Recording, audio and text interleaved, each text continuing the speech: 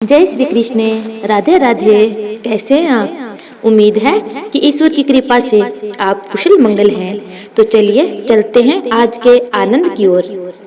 एक बार नारद जी विचरण कर रहे थे, तब तीनों देवियां माँ लक्ष्मी, माँ सरस्वती और माँ पार्वती को परस्पर विमर्श करते देखा।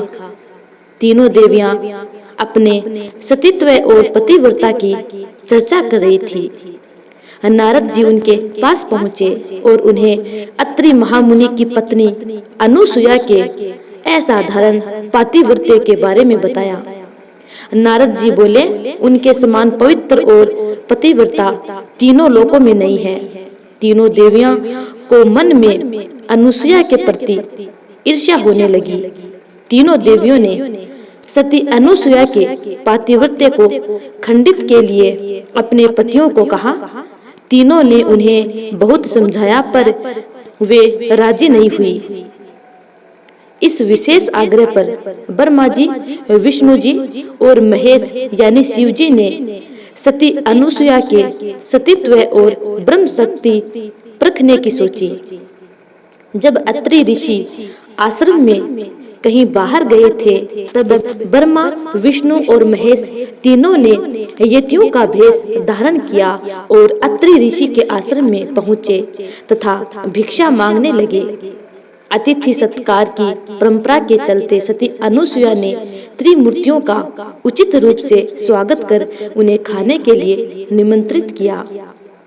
लेकिन यतियों के भेष में त्रिमूर्तियों ने एक स्वर में कहा, हे साध्वी, हमारा एक नियम है कि जब तुम निर्वस्त्र होकर भोजन परोसोगी तभी हम भोजन करेंगे। अनुसुया असमंजस में पड़ गई कि इससे तो उनके पतिव्रत्य के खंडित होने का संकट है। उन्होंने मन ही मन ऋषि अत्रि का स्मरण किया। दिव्य शक्ति से उन्होंने जाना कि यह तो त्रिदेव ब्रह्मा, विष्णु और महेश हैं। मुस्कुराते हुए माता अनुसुया बोली, जैसी आपकी इच्छा।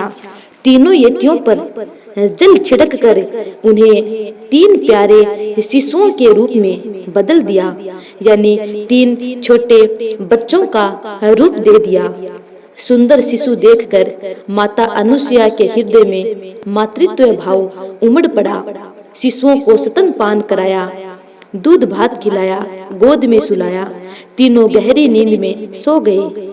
अनुसुया माता ने तीनों लोगों को झूले में झुला रही है ऐसा महसूस किया। तीनों लोगों पर शासन करने वाले त्रिमूर्ति मेरे शिशु बन गए, मेरे भाग्य को क्या कहा जाए। फिर वह मधुर कंठ से लोरी गाने लगी। उसी समय कहीं से एक सफेद बेल आश्रम में पहुंचा।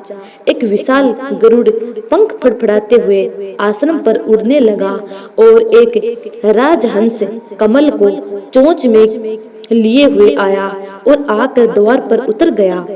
यह नजारा देखकर नारद ऋषि लक्ष्मी, सरस्वती और पार्वती के साथ आ पहुँचे।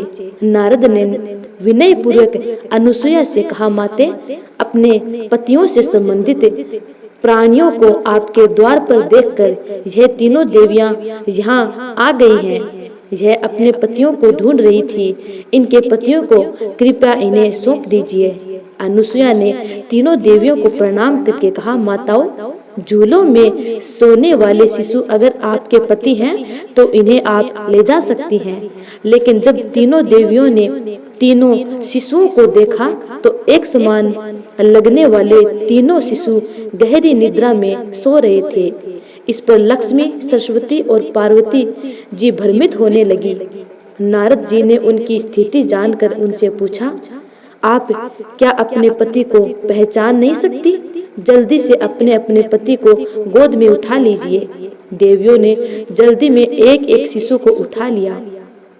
वे शिशु एक साथ त्रिमूर्तियों के रूप में खड़े हो गए।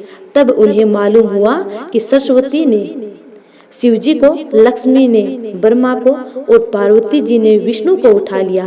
तीनों देवियां शर्मिंदा होकर दूर जा खड़ी हो गई। तीनों देवियों ने माता अनुसुया से क्षमा याचना की और यह सच भी बताया कि उन्होंने ही परीक्षा लेने के लिए अपने पतियों को बाध्य किया था।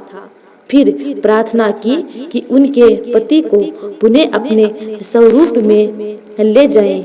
माता अनुसुया ने त्रिदेवों को उनका स्वरूप पुनः प्रदान किया। तीनों देव सती अनुसुया से प्रसन्न हो बोले, देवी आप कुछ वरदान मांगिए।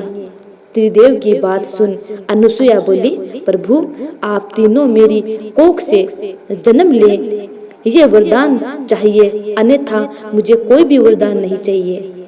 तभी से वह माता सती अनुसुया के नाम से प्रख्यात हुई तथा कालांतर में भगवान दत्तात्रेय रूप में, भगवान विष्णु का चंद्रमा के रूप में ब्रह्मा का तथा दुर्वासा के रूप में भगवान शिव का जन्म माता अनुसुया के गर्भ से हुआ।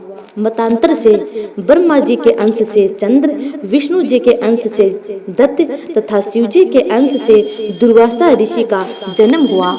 इस प्रकार माता अनुसुया ने त्रिदेवों को अपना दूध पिलाया तथा उन्हें पुत्र रूप में प्राप्त कर उनका पालन पोषण कर सौभाग्य प्राप्त किया। तो आपको यह कथा कैसी लगी? यदि अच्छी लगी है तो लाइक कमेंट जरूर करना। आने वाली वीडियो का इंतजार करना। तब तक के लिए जय श्री कृष्ण, राधे राधे।